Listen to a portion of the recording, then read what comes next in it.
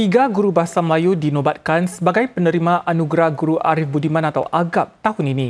Mereka terpilih atas usaha dan dedikasi mereka dalam memperkenalkan dan menggunakan pendekatan inovatif dalam pembelajaran bahasa Melayu. Jasa guru tiada terhingga, jadi kenangan bertahun-tahun. Berucap di majlis yang diadakan di The Chevron siang tadi, tetamu terhormat Menteri Tenaga Manusia Dr. Tan Sri Leng memuji komitmen serta sumbangan kesemua 77 penerima AGAP sejak ia diperkenalkan pada 2007. Mereka bergabung untuk membentuk kumpulan kerja AGAP bagi memikirkan cara dan teknik pengajaran yang sesuai untuk memupuk minat dalam diri pelajar mereka terhadap bahasa Melayu. The Malay language is not just a means of communication. It is a bridge. A bridge in many ways to our rich heritage, our history, and our values. Through the Malay language, we pass down stories of resilience, community, and shared identity to the next generation. This shared identity, ladies and gentlemen, will help us cultivate active citizens and will go a long way in building a stronger Singapore. 3 guru terpilih daripada 394 pencalonan yang diterima tahun ini. Satu-satunya penerima anugerah kategori teladan dalam edisi ke-18 AGAP ialah Ketua Jabatan Bahasa Ibunda Sekolah Menengah Woodlands Ring Cikgu Hafizah Yahya. Anugerah ini mengiktiraf dedikasi beliau kepada pendidikan bahasa Melayu selama lebih 20 tahun. Sementara itu, anugerah kategori perangsang yang mengiktiraf sumbangan guru-guru yang berkhidmat kurang dari 10 tahun disampaikan kepada Cikgu Siti Aisyah Muhammad Kamsani dari Sekolah Menengah Swiss Cottage dan Cikgu Farida Muhammad Ali dari Sekolah Rendah Fuhua.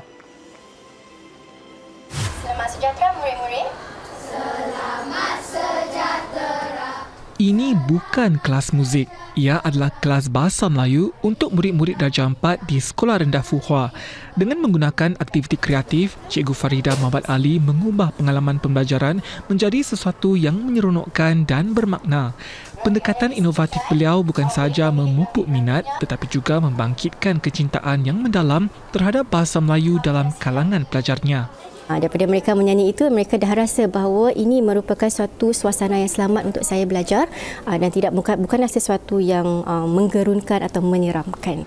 Elemen moden dan tradisional sering digabungkan dalam kelas-kelasnya. Dengan memanfaatkan teknologi kecerdasan buatan atau AI, murid-murid belajar tentang cerita rakyat dengan cara yang interaktif. Pendekatan ini bukan sahaja memperkukuh penguasaan bahasa Melayu mereka tetapi juga meningkatkan pengetahuan mereka mengenai keindahan bahasa dan budaya Melayu. Murid-murid belajar juga tentang legenda-legenda Singapura seperti Hang Nadim, Badang, kan, dan juga apakah nilai-nilai yang mereka belajar daripada cerita-cerita sebegini. Mereka menggunakan AI ini untuk mencipta semula gambar-gambar Hang Nadim, Badang untuk mereka lebih faham akan cerita itu dan lebih ingat dan menghargai khazanah Melayu yang ada. Elemen interaktif turut diterapkan dalam kelas bahasa Melayu Cikgu Hafizah Yahya di Sekolah Menengah Woodlands Ring. Di sini, para pelajar digalakkan untuk bermain dan berinteraksi demi memupuk semangat kerjasama antara mereka. Selain itu, Cikgu Hafizah juga menggunakan media sosial untuk mendedahkan para pelajar kepada isu-isu kontemporari sekaligus memperkayakan pengetahuan mereka. Kita mesti mengikut arus kemodenan, arus perkembangan. Saya suka kaitkan subjek social studies.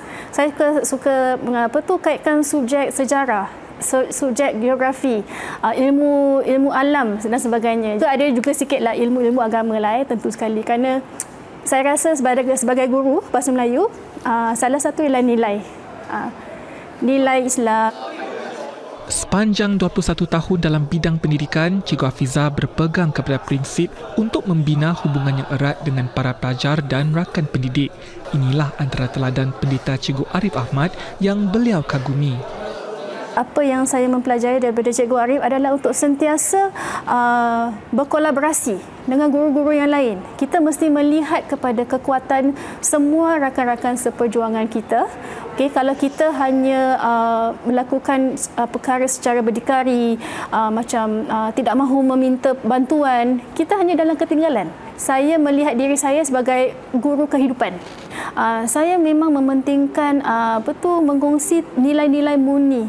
Saya memang merupakan seorang yang akan sentiasa mengajar. Saya akan sentiasa menjadi seorang guru. Sumbangan Cikgu Farida dan Cikgu Hafizah dalam pendidikan bahasa Melayu diiktiraf dengan Anugerah Guru Arif Budiman tahun ini. Dan saudara, bagi memperingati seabad usia kelahiran Pendeta Dr. Muhammad Arif Ahmad, anda juga boleh memuat turun e-buku khas Demi Bahasa terbitan Berita Media Corp di laman berikut.